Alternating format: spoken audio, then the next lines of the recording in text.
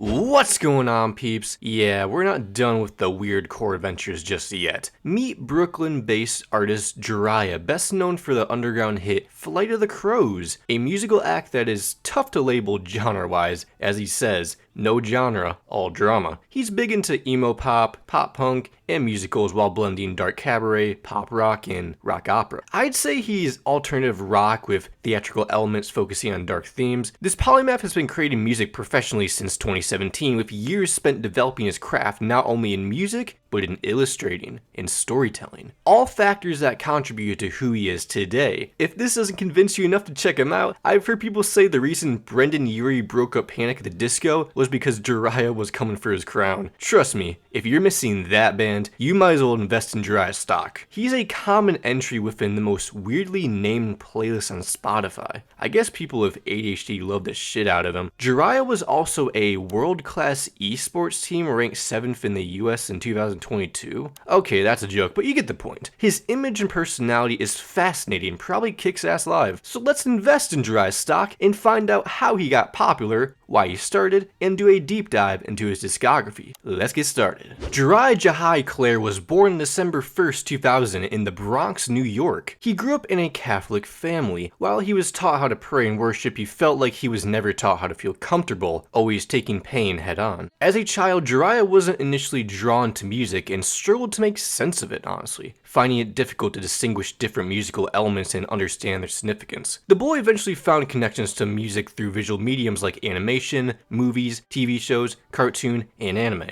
Experiencing music alongside visuals helped him understand its depth. He originally wanted to become a visual artist to focus on comic books, illustration, and animation, planting the seeds for those musical relations. At 11 years old, dubstep loving middle school Jhariah uploaded his first song to YouTube under the name Shiny Sword Storm, titled Electrolyte, on October 30th, 2012. The boy stayed up until 2 a.m. in FL Studio working on this 20-second electronic instrumental and decided to just not work on music at night anymore, likely not satisfied with his creation. He continued to put out bass-heavy dubstep experiments. It took months for Jhariah to create just one of these beats. All that matters is that he was learning, and it'll all pay off in the future. Around his preparatory Catholic school years, he branded into vlog content using his Hawaii Nexus 6P. He put out about 20 vlogs throughout this year, with most of them now being private. These vlogs would detail his pre-college years as well as a look into his earliest musical interests. The boy was now into rock, pop, and theater music. Lead vocalist of My Chemical Romance, Gerard Way, is his biggest inspiration. The man can recite the entirety of the Black Parade. Other influences were Fall Out Boy, Queen, System of a Down, and Panic at the Disco. He attended a free concert of Norwegian artist Lido, met Brendon Urie, and played the piano on his channel. The vlogs definitely weren't too consistent, mainly focusing on his debut album and Minecraft art. Jhariah became deeply involved in the Minecraft community, using his talents to illustrate designs for the biggest Minecraft servers and YouTubers on the planet, allowing him to make a living through high school and college. Meanwhile, on his SoundCloud, he silently released more electronic instrumentals. One of them even samples Shia LaBeouf's legendary Just Do It speech. By the end of high school, he was committed to pursuing music while integrating visual art. Recognizing animation as the ideal complement to his music, he studied it in college while pursuing his music career, knowing he needed both to feel fulfilled. He studied 2D animation at the Pratt Summer Pre-College Art Program in New York, where he later developed the illustration techniques later used for his album and single covers. His music served as an escape, because his writing process was always about creating stories that he needed at the time. He often felt disconnected from his own emotions, doubting whether his experiences were worth expressing. The vlog era would come to a close following the release of his debut single Catch Me If You Can on August 19th, 2017. From here, his music career officially began. He released follow-up singles to The Marching Dolls on March 23rd, 2018, and City of Ashes on August 3rd, 2018. A week later, we would get the long-awaited release of his debut album, The Great Tale of How I Ruined It All, on August 10th. It features a re-recorded and remastered version of Catch Me If You Can, with a music video being released on November 19th, 2018. Prepare for spoilers, as it is a concept album. It tells the story of a character who is the sole survivor in an apocalyptic wasteland, where everyone else has been brainwashed by a cult. When his creativity feels threatened, he flees, but then comes back and wrecks the home he cares about in a misguided burst of anger. I think it's best to start with the cryptic first track,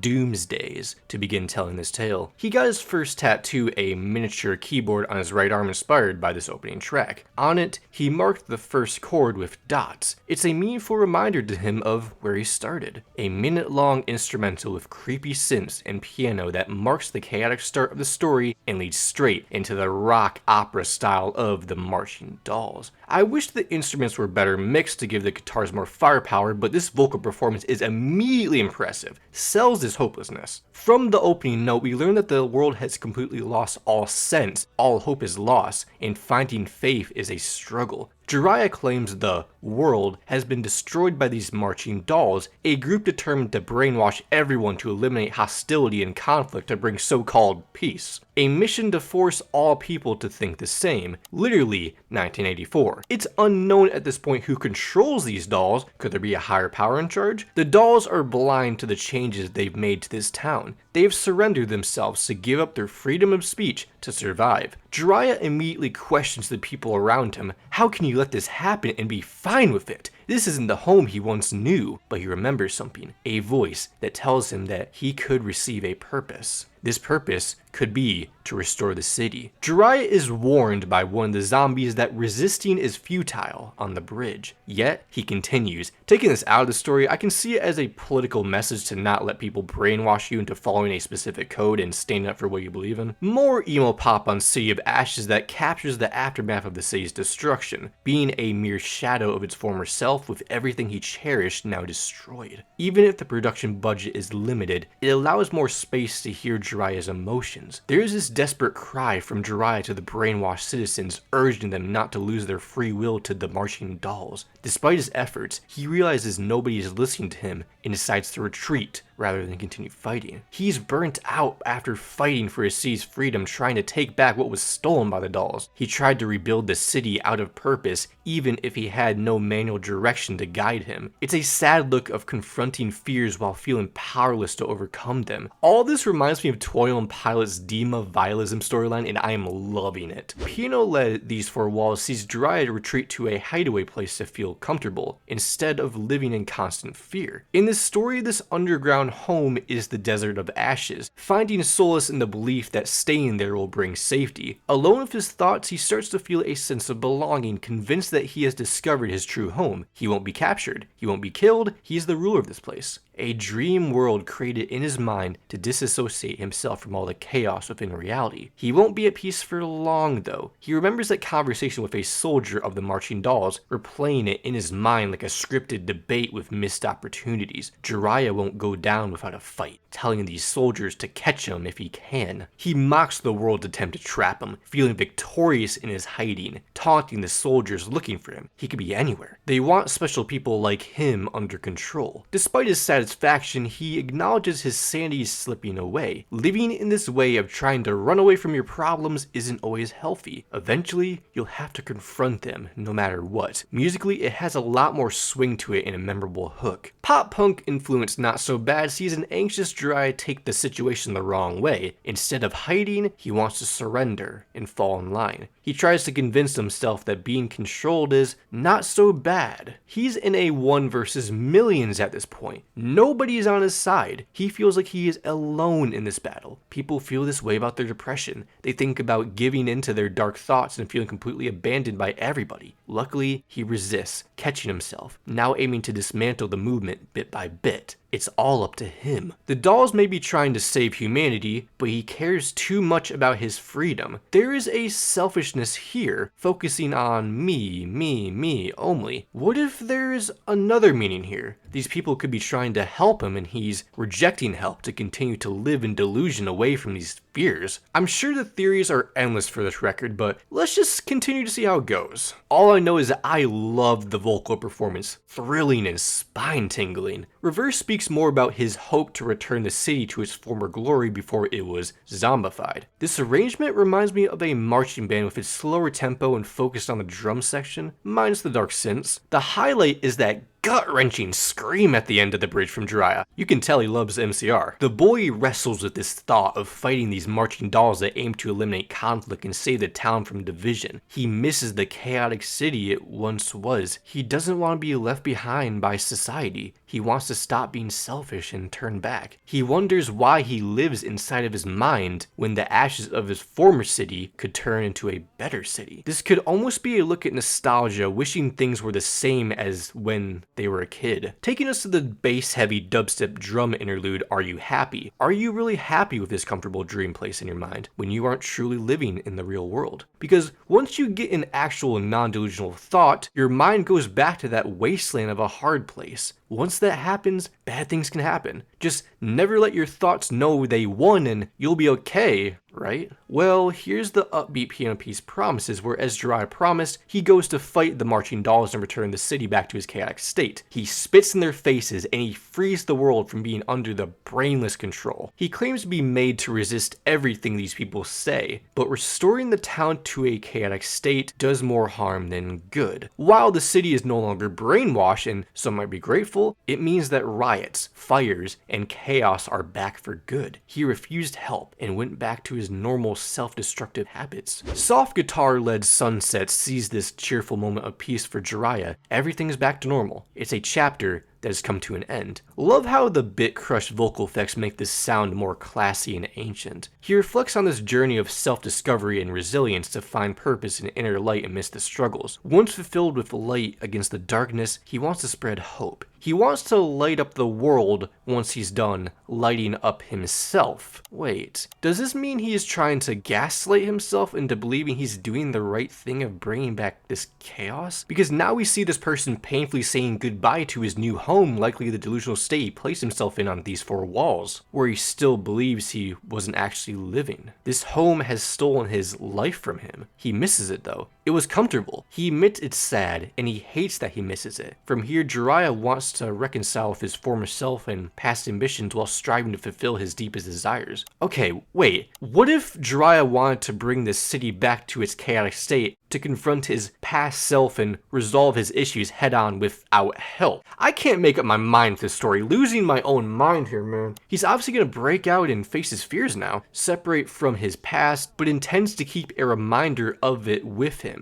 A moment of maturity, possibly? I'm not sure. We get a curtain call on the climactic closing track. It's now up to the listener to judge whether this man was right or wrong. We saw him dismantle the brainwashing cult, but it brought back the chaos that ruined the town in the first place. As he leaves, he reflects on his actions, recognizing he can be classified under villain and savior roles. He feels like he doesn't deserve to be called a hero. While the man appears to be at peace and is mature for forgiving his past self, I feel like him gaslighting himself to believe he was doing something right tells me that this is all going to happen again. This tale of how he ruined it all is an endless cycle. When he goes to confront his past self, he's going to wind up returning to that delusional home when reality hits him again. He ruined it all because he couldn't handle the real world. It's a sad ending, but then again, how hard is it for all of us to face our past as well? That's why we relate to stuff like this. There is hope, but it's going to take a few more cycles to find it. Overall, I absolutely love the writing for this record. The storytelling is the star of the show here. As for the production itself, it's sadly more amateur than I expected. If it was better mixed and refined, this could kick so much more ass, you have no idea. If the guitars had more roar and the drums hit harder, this spooky, apocalyptic rock opera experiment would have more legs. Because I thought the vocal performance was impressive for his age. He was selling it the best he could. He was doing with what he had at the time, giving this entirely self-produced record charm. But the limitations held this back from achieving his true potential that I expect to see within the next few projects. He spent years loudly practicing singing and recording over 3 albums in his bedroom, which his parents tolerated without complaint for over 5 years until he moved out. Jhariah continued to study at Pratt Institute until 2022 while doing local live performances. He further spread his music online through sites like Ultimate Guitar. And then COVID happened, only giving musicians like Jhariah more time to produce new material. He began working with producer and engineer Cole Razor, who he met through mutual friends at Pratt to enhance his sound. On March 6, 2020, Jhariah announced new music scheduled for March 27th. That day, we got the EP To Mend the Sun. A revamped version of City of Ashes, The Marching Dolls, and a piano version of Reverse were included. There were also 3 new songs. Hard-hitting, fast-tempo Pressure Bomb tackles one's insecurities and letting your inner thoughts get to you, a pressure to keep up with life's demands ticking like a time bomb. He also acknowledges the importance of slowing down. He's tired of striving to be the perfect man he believes he's meant to be, questioning whether that ideal version of himself even cares for himself. Love that final hook where he slows down the track in his lower register of horn integration before kicking it back into gear. Fun fact, he ended up becoming Mr. I Rip My Pants during a live performance of this song. Latin influence Whose Eye Is It Anyway, with more of a brass presence and bright keys, refers to the TV show of the same name and the famous biblical phrase, an eye for an eye, which means equal retribution for a crime. Jhariah's flip is this person contemplating revenge on someone who hurt them deeply, but realizing that inflicting similar pain wouldn't make them feel his suffering just as much. He later decides that the guilt from such revenge wouldn't justify any satisfaction gaining, ending off with a brief moment of piano chords. Urie's synth-led To Take for Granted is obviously about making sure to not take life's creations for granted. Take a photo while you still can, as you might not be able to have these abilities or moments tomorrow. Closing out with that beautiful hook filled with wonderful harmonies. That Take Me Down bit's gonna be stuck in my head all day. An interesting genre blend of trap hi-hats, synth pop, piano, heavy drums, and occasional horns makes this my favorite track from him sonically thus far. This is already much better engineered than his previous album. The drums are more crisp, the guitars actually roar, synths have more presence and room to create memorable melodies in the mix, and his vocals aren't overpowering any of it. Yet he delivers a powerful, confident performance as always. Jhariah wasn't done quite yet. He began the rollout for his next project with Split on August 28, 2020. 4 more scattered singles between 2020 and 2021 were Knives Are Dangerous Kids, So Cut the Theatrics, Need a Change of Pace, Debt Collector, and Flight of the Crows. On November 26, 2020, Jhariah was signed to Lost and Found agency, managed by Jer Birkin. The same day, he released a TikTok giving out an incomplete guide to fake your death disguised as a self-promotional stunt for his upcoming project. His first song to gain recognition was Need a Change of Pace through TikTok, which saw more listens in a single day in early December than all of his music combined throughout 2019. Jhariah quickly realized he had to do less open mics and find his place through social media. He began using TikTok to his advantage and building a social media presence. Doing TikToks about the playlists his music has been added to helped boost his bizarre reputation in the underground scene. Many musicians find TikTok challenging to take advantage of, having one video flop and they just stop there. Reflecting on his experiences, Jhariah noted that just a few videos quickly doubled the audience he had built over 3 years. By May, he was at 40,000 monthly listeners. His strategy was to use captioned videos to make the content more accessible and help TikTok's algorithm better match the video to the right viewers. He made sure to target the theater kid audience his music relate to as a theater kid himself. His account currently has over 100,000 followers. In 2021, he took on the biggest risk of his life, moving out of his parents' house to pursue music. His parents were worried about this decision. He felt constrained by their fears, and he knew he needed to trust his gut without second-guessing himself. Despite the initial challenges and financial uncertainty, he persisted, gradually building towards a career in music that he wanted to do full-time at this point. Purchasing an apartment, helped out by his earnings he made from his Minecraft art ventures. In the summer of 2021, Jhariah put out his second EP, A Beginner's Guide to Faking Your Death, on July 23, 2021. I know it's classified as an album, but come on, it's 9 songs, and 2 of them are live versions of already released tracks from To Mend the Sun, as well as Pressure Bomb 2, which was released to help raise funds for Jhariah's audio engineer to repair his equipment. The track was remastered with clearer vocals and included as a bonus track. Besides that, the project is about a man who fakes his death to escape his old life, but fears his past will catch up to him and he'll face the consequences. The explosive opening track describes the character being conflicted about leaving his old life behind, as he decides to pack up and head to a new place for a fresh change of space. He seems to have a plan known as the Beginner's Guide. Whatever this plan is, the character admits it's a bit of a mess and unpolished. Something tells me the end result will be certainly memorable, as he still has that fear in the back of his mind that his past will catch up with him, using specific lines for later songs in the outro. His vocals are as thrilling and powerful as ever. Brendon Urie, who? The groovy dance punk of Need a Change of Space starts off with him being glad he's in a different place physically and mentally. He left behind his troubles, he's a new man. Yet, he's still worried for his loved ones on the chorus, telling them not to forget or forgive his actions as he could likely repeat them, urging them to let him go. It's clear he's not afraid to lie, because without warning, he killed his past self to start a new life. He thought that he never belonged in that place anyway. Just like his last full-length record, he'd rather flee than fight. On the outro, he seems overcome with emotion or guilt, singing the last phrase until he snaps out of it with that "end scene," suggesting that he doesn't feel guilty about this decision at all. Putting Pressure Bomb in context sees the character, you know what, I'm tired of saying the character, let's just give him a name. Billy? Okay.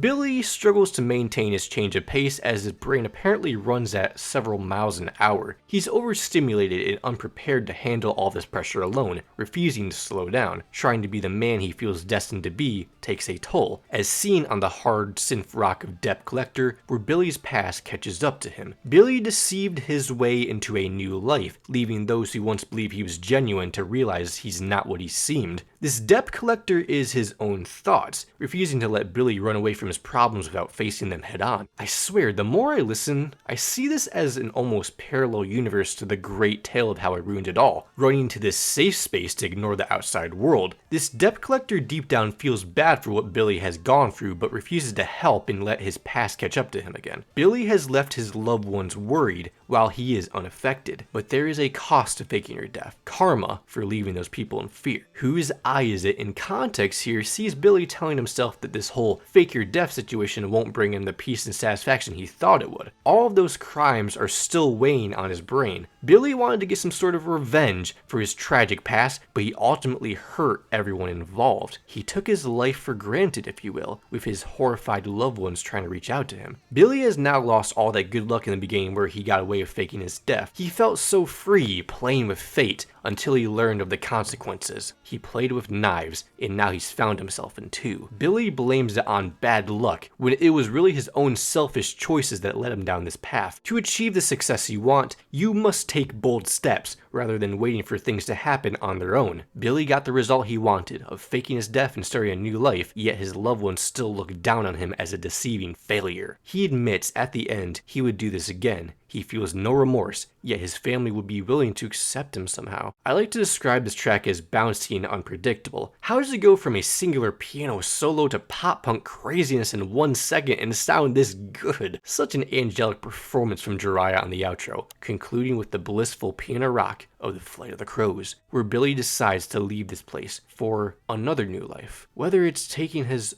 own life, as some have interpreted the song's message out of context, or faking his death once again. He did say he would do this again without remorse, his golden second try at new life with no intentions of returning. Billy informs those he encountered in his second life that he'll be disappearing completely, leaving them behind. All those moments he had with them, Billy suggests they forget. Whatever the result happens to be, the story once again, like the past record, feels like a cycle of trying to escape your past life. I can see that transition between the verses and hook growing on me. For now, I found it to be not as smooth as it could be, a bit abrupt. Either way, the melody is infectious. Jiah has come so far in terms of his vocals and production since 2018, it's insane. These bridges are incredible. Are the vocals a bit over the top? Yeah. Do they sound great? Yes. He sells this anxious character alongside a certainly commanding vocal presence. I mean, when you get theatrical pop punk bundled with melodic piano chords, lovely strings, roaring guitars, aggressive drums, bright horns, and electric synthesizers, how could I complain? Blend the chaotic energy of Will Wood with the dark narrative lyricism of My Chemical Romance, and add the infectious catchiness of Panic at the Disco's early work, showcasing the full range of Brendon Urie. This is what you get.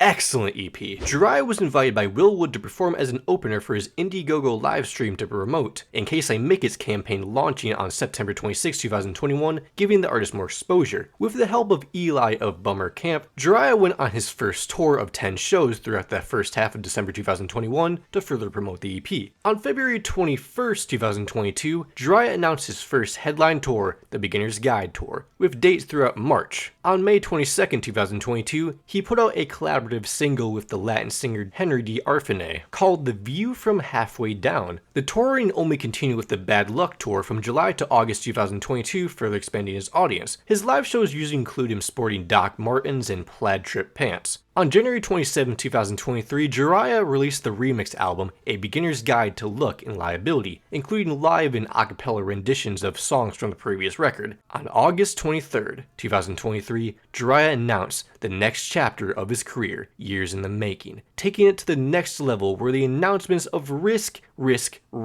released on August 31st. It was inspired by his drive to fulfill his potential. This was followed by a collaboration with the Baltimore punk band Pink Shift, Eat Your Friends, on October 26, 2023. The song critiques the music industry for fostering jealousy and competition among artists rather than fostering collaboration. This partnership was announced following their joint Eat Your Friends tour. In late 2023, he announced the Tooth Pack tour, which took place from February to April 2024. Before the tour began, he put out Pin Eye and Collarbone in January to hype up fans. Shortly after the tour concluded on April 19th, Jhariah surprised fans with the release of the album Trust Ceremony. Trust Ceremony is 5 years in the making, from 18 years old to 23, seen as a sort of manifesto for a new musical culture. Jhariah wrote and recorded most of the album in his childhood bedroom at his parents' house. It all started in 2018, but was largely reworked due to its similarities to the COVID-19 pandemic, with final work beginning in 2021 and many tracks from the earlier version being reused. After moving out for college, he continued the process in a studio he set up in his first apartment. While he prefers to start songs independently to ensure they meet his standards, he collaborated with trusted partners to fully realize his vision. The more Jhariah got into writing the album and conceptualizing it, the grander and more expansive it became. I had all these wild ideas for what I wanted to do. I wanted to be the most monumental thing in the world. He wanted it out in the world badly, but as the pop landscape continued to change rapidly from the introductions of Billie Eilish to Lil Nas X, Jhariah felt like he had something more to prove. The end result was an innovative, diverse, genre-bending album that mixes dance punk, emo, prog rock, and hardcore with pop, hip-hop, Latin dance, and many more. This exciting fusion of styles accompanies a Gen Z journey through self-doubt, family struggles, and a Catholic upbringing, driven by a strong desire to succeed. This album has consumed all of his energy and helped him discover his true self. It's about learning to control chance, truth, fear, and risk. Chance represents the opportunity to pursue his dream. Truth acknowledges that he isn't alone in this pursuit. Fear is what holds him back, and risk is the leap of faith needed to achieve his goals. It's taken us a long time to get here. Let's dive in. Beginning with the light chimes and horns of Tooth Pack, before breaking into more guitar textures describing his impatience with releasing his life's work to the public after 5 years and his confidence in himself for this project. Knowing all of the relationship he has built over the years helped him overcome fear. This is his pack. These words are a ceremony, as the vocals become more intense as the track goes on. Question: are you a big shot? Someone who avoids taking risks and falls behind those who take them, while longing for a life where they can take chances and surpass their past self. They end up staying in the same place they have been for years because they are simply lazy and unmotivated. Hate to break it to you, you're a big shot, and I know this as I used to be one myself. We see Mr. Strugglebus fighting with his self-consciousness here, telling Strugglebus he's a big shot. When he gets home, boy, you better not be there. You had so many chances. You could have struck while the iron was hot,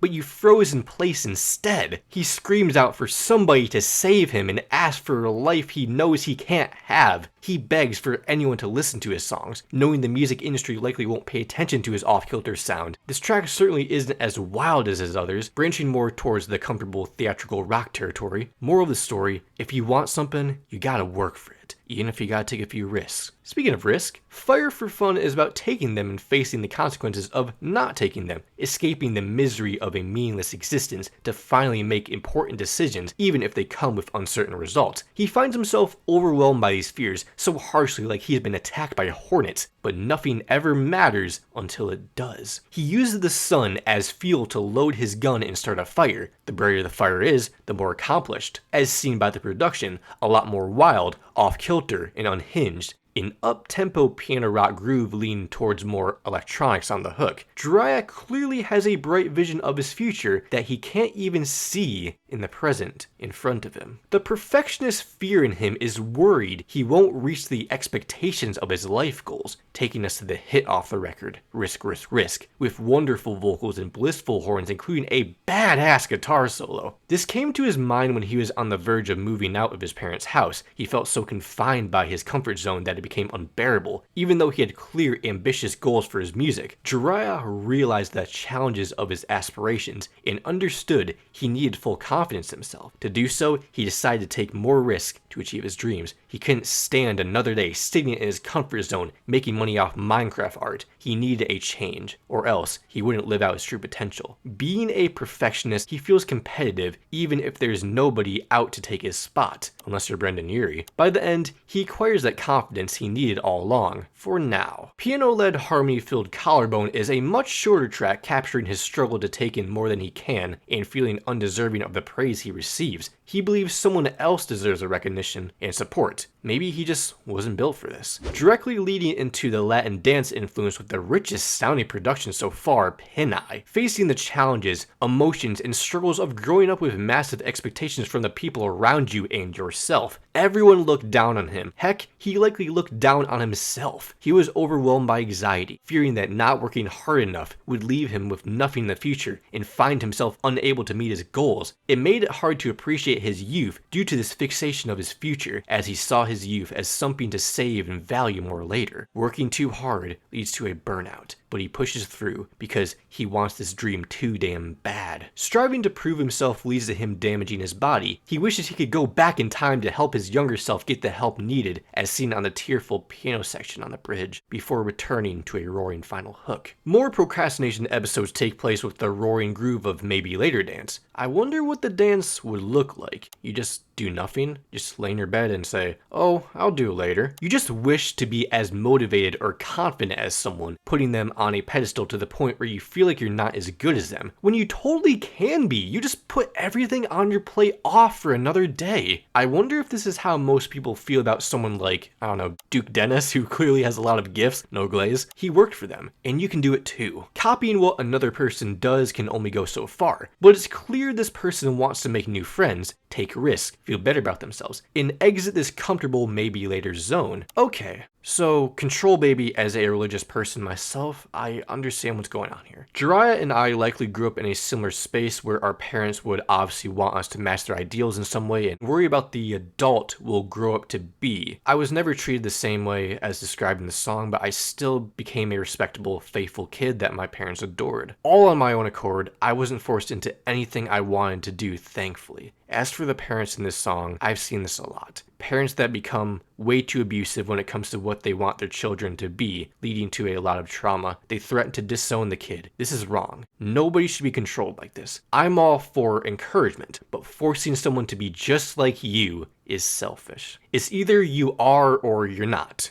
It has to be natural. The more you push beliefs on someone, the further they push themselves away from you. I ended up getting closer to my faith while others who grew up with me didn't. Some left it behind completely, which is what I feel this song is from the perspective of. Production is a bit all over the place, combining pianos and horns alongside elements of dubstep and rock is certainly a brave choice, as well as screaming his head off towards the back ends. Speaking of pushing, I don't know what to call this. Noise rock? Post-hardcore? Eat Your Friend sees this temptation for more than they have and realizes you sometimes need to be ruthless and betray friends to succeed. We see a lot of competition in the music industry where Taylor Swift drops 50 versions of the Tortured Poets Department to beat out Billie Eilish, Zach Bryan, Gracie Abrams, and more. This desire to be on top and sell out your audience just to do so, all because they would possibly do it too. It's really in your face, with Pink Shift and Jhariah matching each other's chaotic energy. Reply Concerns has a rough backstory, discussing a childish instance of racial harassment Jhariah faced from members of his own tour group. He revealed that he was informed before a performance that some white members of his touring group had created a document with grievances against him, which they hoped his manager would address. The song addresses the situation by portraying the group who wronged him as parasites, someone who exploited him for fame and success, something Jhariah plans to remove. The bridge is literally presented as an email from one of the parasites to Jhariah's manager while openly exposing his own issues with people like Jhariah.